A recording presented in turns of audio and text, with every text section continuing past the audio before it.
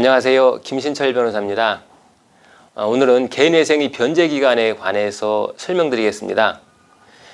법이 개정된 지 시간이 경과해서 많이들 아시고 있지만 원래는 변제기간이 5년이었는데 지난 2017년에 3년으로 개정이 됐습니다. 그래서 갚아야 할 기간이 대폭 짧아졌습니다.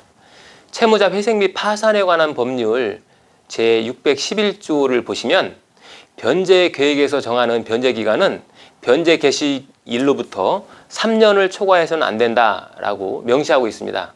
즉 이제는 3년인 36개월 동안만 변제 계획에 따라서 잘 갚아나가면 못 갚은 나머지 채무는 다 면책해 주겠다라고 하는 겁니다. 자, 그런데 이 법이 개정되어서 개인회생 변제 기간이 3년으로 단축됐다고 하더라도 모든 신청인이 다 3년의 변제 기간으로 단축되는 것은 아닙니다.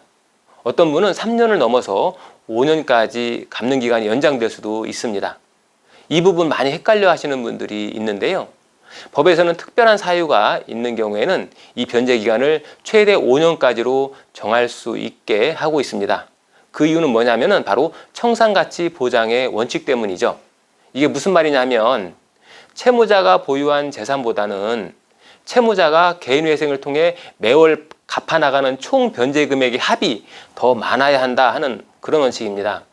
그래서 만약 36개월 동안 변제한 금액을 다 합쳐도 내가 현재 보유하고 있는 재산의 가치보다 더 적다라고 한다면 3년을 넘겨서 변제 기간을 정해야 한다 하는 겁니다. 다만 법률은 그 경우라고 하더라도 최대 5년은 넘기지 마라 라고 하고 있습니다. 한번 예를 들어 볼게요.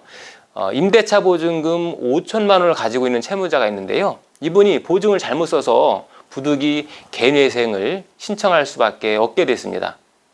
이분의 소득에서 부양가족을 포함한 생계비를 빼고 보니 이분이 한 달에 갚아야 나가야 하는 변제 금액이 100만 원 정도 나왔습니다.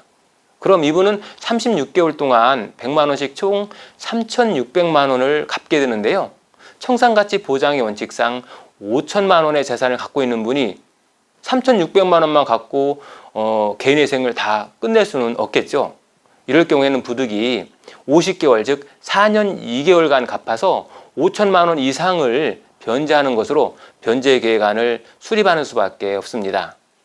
이런 경우처럼 법에서 변제 기간이 3년으로 줄었어도 본인의 재산이 어느 정도 되는 경우에는 부득이 변제 기간이 늘어날 수 있다 하는 점을 염두에 두셔야 합니다. 실무에서는 부동산이나 자동차, 임대차 보증금은 물론이고 예금 그리고 또 보험해지 환급금 이것도 모두 재산으로 취급하고 있습니다. 따라서 그 본인의 재산 가치가 어느 정도 되는지를 잘 고려해서 청산가치를 산출하고 그에 맞는 변제 계획안을 잘 수립해야 합니다. 자, 반대로 이 36개월도 채 변제하지 않았는데도 개인회생이 종료되는 경우도 있습니다. 신청인의 소득은 많은데 부양가족은 없고 상대적으로 채무 금액이 적은 경우겠죠. 법원은 개인회생 사건 처리 지침에 따라서 채무자가 3년 이내의 변제 기간 동안에 원금과 이자를 전부 변제할 수 있는 때에는 그때까지를 변제 기간으로 한다라고 하고 있습니다. 그래서 만약에 소득이 많아서 20개월 만에 채무 원리금을 모두 변제할 수 있다라고 한다면 변제 기간이 36개월이 아니라 20개월로 단축되는 거죠.